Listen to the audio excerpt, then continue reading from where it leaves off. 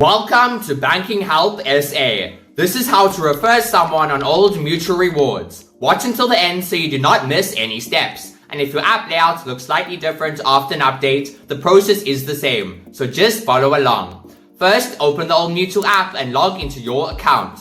From the bottom of the home screen, select Rewards. This will open your old mutual rewards dashboard. Next, choose the Earn option. Now you'll be on the page that lets you select how you would like to earn reward points.